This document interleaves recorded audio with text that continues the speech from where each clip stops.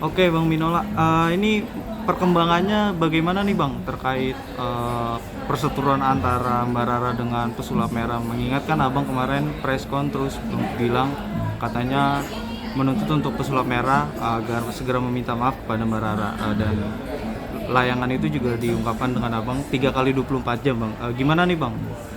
Eh, Iya, jadi seperti yang kita ketahui dan kita juga sudah ketahui, sudah tahu bersama-sama bahwa 3 kali 24 jam itu kan sudah lewat. iya. Ya, dan kita juga sudah tahu apa sikap dari Marcel atas teguran yang dilayangkan oleh kami atas permintaan Mbak Rara agar meminta maaf 3 kali 24 jam kan juga tidak direspon, ya. Nah, jadi oleh karena itu sekarang kami lagi diminta oleh Mbak Rara untuk memikirkan langkah-langkah selanjutnya, karena dengan waktu yang sudah diberikan tidak ada respon positif, tidak ada niat baik dari Marcel untuk meminta maaf atas perbuatannya yang mempermalukan, yang memperolok-olok Mbak Rara di dalam media sosial. Jadi sekali lagi saya luruskan, ini bukan masalah perdukunan, ya. Ini bukan masalah perdukunan, ini bukan masalah pawang hujan itu benar apa tidak, apakah ada ilmu untuk mengendalikan hujan. Saya tidak masuk di konteks itu.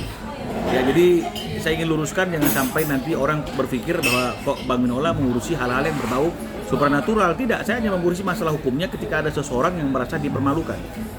Karena kalau mau mengedukasi dan apapun alasannya itu ada yang lebih santun. Ya, dan belum tentu apa yang kita katakan itu benar.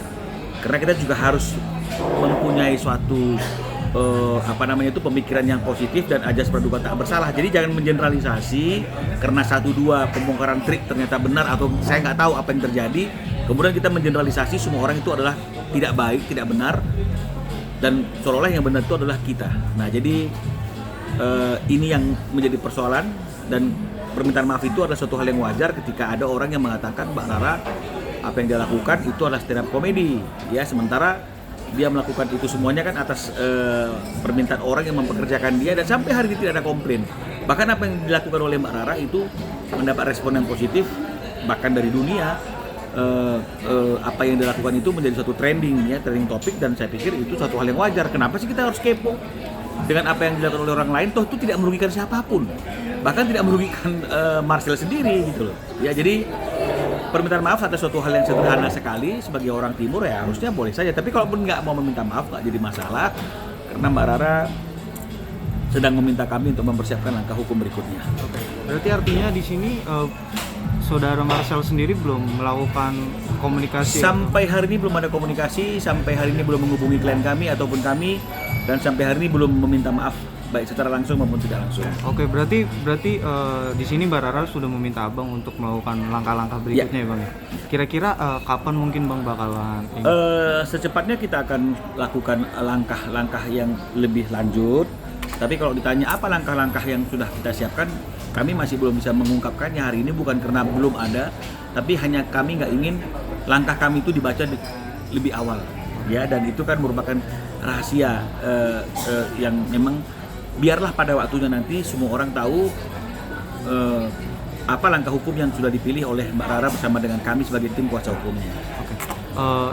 Tapi kemarin saudara Marcel ini bilang katanya dia tidak menyebut Mbak Rara ini Bang, tapi dia menyebut oknum atau dia artinya tidak menyebut Mbak Rara sendiri Bang. Mungkin Abang gimana nih responnya Bang? Tidak menyebut nama itu kan bukan berarti dia tidak mengidentifikasi yang dia maksud itu adalah siapa. Karena ketika dia menyebut pawang hujan, maka yang viral, maka pada waktu dan saat dia mengatakan itu pawang hujan yang viral hanya Rara, ya. Kemudian ketika dia menampilkan foto, bahkan dia bicara mengenai masalah kegiatan-kegiatan yang ada kaitan dengan MotoGP Mandalika, dan kemudian ada singing bowl, itu kan sudah merupakan ciri-ciri atribut-atribut yang semuanya pasti orang tahu itu adalah Rara, apalagi ada fotonya.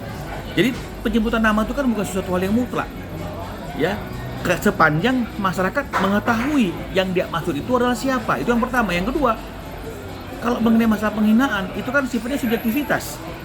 Penghinaan itu terjadi jika ada orang yang sudah merasa dihina, merasa harga dirinya dicemarkan, dia dipermalukan. Nah, contohnya seperti yang sering saya contohkan itu adalah kata-kata kasar misalnya, kita menghina seseorang misalnya depan media misalnya dengan TikTok atau apa, kepala lu peang misalnya. Loh, ketika seseorang itu merasa itu sesuatu hal yang wajar, ya wajar.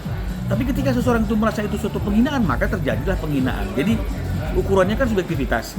Jadi tidak bisa kita mengatakan saya tidak menyebut nama kok. Nah, ini sama saja kalau saya mengatakan ada orang ya yang suka bongkar-bongkar trik, rambutnya merah dari ujung rambut sampai ujung kaki merah, ya tindakannya bla bla bla misalnya, dan kemudian itu mempermalukan dia misalnya, ya dia merasa dipermalukan.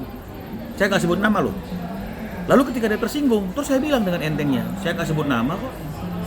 Artinya saya boleh dong menghina siapa saja dengan ciri-ciri yang menjurus kepada seseorang, dan saya tidak bisa dituntut secara hukum, baik-baik saja hanya dengan alasan saya tidak sebutkan nama. Loh, apakah seperti itu? Ya, betul tidak? Jadi ini yang kita harus mulai cerdas ya. Sama seperti kalau kita misalnya menyebutkan misalnya pemain sepak bola umur sekian berseragam merah, Red Devil misalnya kayak begitu ya, nomornya 7, singkatannya CR7, dan kita melakukan penghinaan. Loh, kemudian kita mengatakan, loh saya kan nggak bilang Cristiano Ronaldo, tapi semua orang tahu bahwa yang dimaksud adalah Cristiano Ronaldo. Loh, artinya terjadi dong suatu perbuatan yang mencemarkan, yang menghina orang lain tersebut. Jadi ini yang harus dipahami ya. Jadi jangan kita akui bahwa mungkin apa yang dia lakukan itu sesuatu hal yang lain daripada yang lain. Dia berani membongkar trik itu, oke, kita kagum, tapi caranya ini harus benar. Kalau mengedukasi, loh ada dong kriteria kita untuk mengedukasi orang lain, harus ada etikanya dong. Kan nggak boleh dong kita mengatakan ini demi edukasi, yang tahu itu edukasi atau bukan kan hanya dirinya. Kalau orang lain merasa itu bukan edukasi, bagaimana? Kan sangat objektivitas. Jadi makanya harus ada rule-nya. Edukasi pun harus ada aturannya ya, apalagi sesama profesi tidak boleh saling menghina karena ada kode etiknya. Bus saja ada kode etiknya, tidak boleh mendahului sesama bus. Loh, ini kan etika. Jadi semua profesi itu harus ada etikanya, termasuk profesi-profesi yang pesulap kayak pawang hujan kayak semuanya kan harus ada etikanya, karena itu profesi. Dan profesi itu hari ini tetap ada di Indonesia. Kenapa? Karena aturan perundang-undangan Indonesia belum melarang. Sekali lagi, belum melarang profesi tersebut. Coba dong ada aturan melarang orang yang berprofesi seperti pawang hujan. Ini loh, itu lain cerita, bahwa dia sudah memiliki profesi yang melanggar aturan yang dilarang oleh pemerintah. Pemerintahnya nggak melarang kok profesi itu. Sampai hari ini juga masih ada orang yang mengontrak Mbak Rara sebagai pawang hujan untuk membantu dalam pengendalian hujan. Kan ada dong profesi-profesi yang dilarang. Tidak boleh begini, pemerintah melarang menjual narkoba. Nah itu oke. Tapi ya coba tunjukkan ke saya, ada nggak aturan yang melarang seseorang untuk menjadi dukun? Ada nggak aturan yang melarang seseorang untuk menjadi pawang hujan? Ada nggak larangan? Jadi tolong ya, jangan kita mengatakan ingin mengedukasi tapi kita sendiri tidak memberikan contoh yang baik sebagai orang yang intelektualitas. Nah kalau dikatakan kalau ada pawang hujan nggak perlu dong Jakarta banjir, itu kan lain cerita. Karena pawang hujan itu kan mungkin dia kerjanya per area, bukan per satu negara. Ya kan begitu, nggak perlu dong.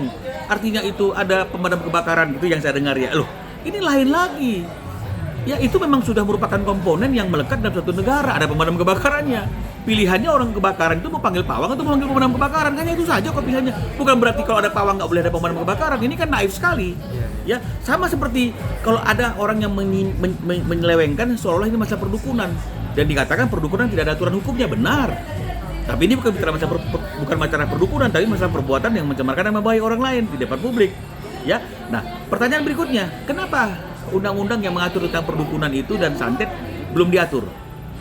Karena susah pembuktiannya, betul tidak? Loh, harusnya pertanyaan saya kalau mengikut apa yang dikatakan oleh Marcel yang mengatakan kalau ada pawang hujan nggak perlu pemadam kebakaran, loh harusnya pemerintah juga mengundang-undangkan dong aturan yang melarang perdukunan, betul tidak? Loh, kalau dibilang susah pembuktiannya, ada tuh orang Marcel yang bisa buktikan.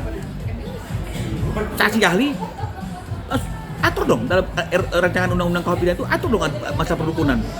Kalau ribet masalah pembuktiannya, ada itu orang yang pinter yang mengedukasi orang lain tentang hal-hal tersebut, bisa membuktikan. Dialah jadi saksi ahli, sama seperti ahli media. Kan begitu, membuktikan bahwa secara teknologi IT gitu kan ada ahlinya kan, Robi itu. Nah, ini juga seperti itu. Kalau masalah perdukunan ada dong. Ada dia kok yang bisa buktikan. Jadi jangan jangan terlalu sinis lah. Ya, jadi permintaan maaf itu kan suatu hal yang wajar. Kita bersenggolan dengan orang lain aja kita bisa bilang, oh maaf, sorry. Ini kita sudah nyata-nyata mengatakan stand up comedy. Apa salahnya minta maaf? Selesai persoalannya. Dan dia mungkin akan semakin diangkat karena dia dianggap orang yang gentleman dan tidak arogan. Saya kira seperti itu. Dan kemarin juga Bang Marcel sendiri bilang katanya ya kalau mau laporin aja gitu. Tapi kan sedikit kayak menganggap enteng. Loh, karena ini yang tadi saya katakan tadi itu, ya. Dia sudah biasa dilaporkan. Sudah banyak laporan yang saya lihat. Tapi laporan tersebut sampai hari ini belum tahu bagaimana arahnya. Ya, jadi dia menganggap bahwa oh ternyata dilaporkan itu tidak ada efek apapun. Jadi oleh karena itu, marilah artinya kita juga minta semua pihak agar ketika ada perkara-perkara yang kita anggap itu bisa meresahkan masyarakat, walaupun dianggap perkara itu sangat sederhana, ya tolong diproses dengan benar. Nah, tapi kan kita tahu bahwa kalau kita pakai undang-undang ITE hari ini, karena ada SKB 3 Menteri dengan Kapolri, dan juga ada peraturan kepolisian, kalau tidak salah kan semua perkara itu kan harus ada restoratif justice, ada somasi, ada mediasi. Nah, jadi mungkin ini yang membuat orang jadinya nggak takut untuk melakukan sesuatu yang melanggar aturan yang terkait dengan masalah undang-undang transaksi elektronik mungkin. Jadi ya dia menganggap enteng laporan, udah banyak yang laporin dan ternyata dia baik-baik saja sampai hari ini. Nah, jadi makanya kami perlu waktu untuk memikirkan apa langkah yang lebih efektif. Ya, bukan untuk menciderai, tapi ini hanya untuk mempertahankan kepentingan hukum Mbak Rara yang ketika dia menjalankan profesinya, dia dihina dan dilecehkan. Apapun profesinya. Tapi yang pasti dia menjalankan profesinya dan itu bukan lelucon, ya. Jadi nggak layak dan nggak pantas untuk dilecehkan, nggak layak untuk dipermalukan.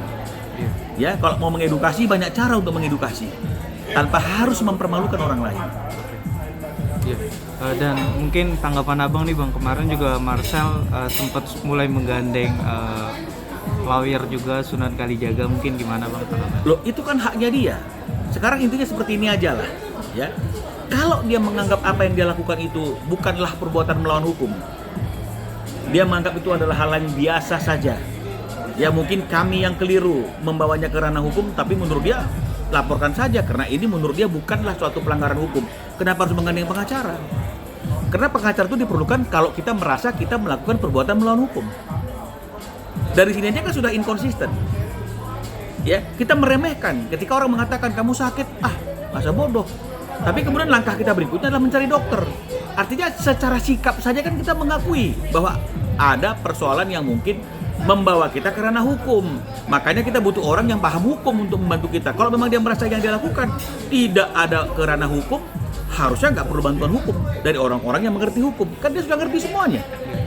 Ya, jadi kalau menurut saya nggak jadi masalah siapapun yang dibawa, itu rekan-rekan saya juga sebagai seorang advokat, dan mungkin kami akan bisa berbicara lebih baik lagi karena konteks yang dipermasalahkan adalah hukum. Tapi paling tidak itu adalah pengakuan bahwa apa yang dia lakukan adalah memang telah bersinggungan dengan hukum, sehingga dia butuh orang yang membantunya secara hukum.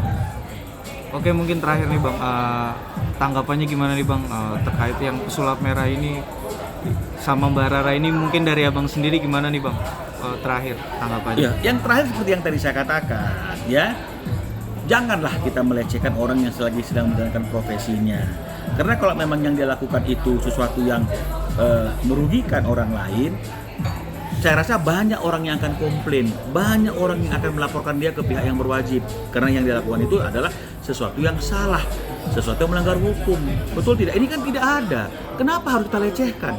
Kalau kita merasa bahwa kita lebih tahu dari dia, ya nggak ada masalah. Bukan berarti dengan hal seperti itu kita dengan gampang langsung menyudutkan orang lain di depan media. Jadi, kalaupun misalnya sudah terlanjur kelepasan berbicara, yang diminta oleh Mbak Rara kan juga saya sorry saja. Ini kan saya kira kan sangat sederhana. Kenapa kita harus begitu keras hati atau tinggi hati untuk tidak mau menyatakan oke, maaf saya salah, selesai, tidak akan menjatuhkan harga diri siapapun. Semuanya akan jadi baik-baik saja. Jadi harapan saya seperti itu. Oke.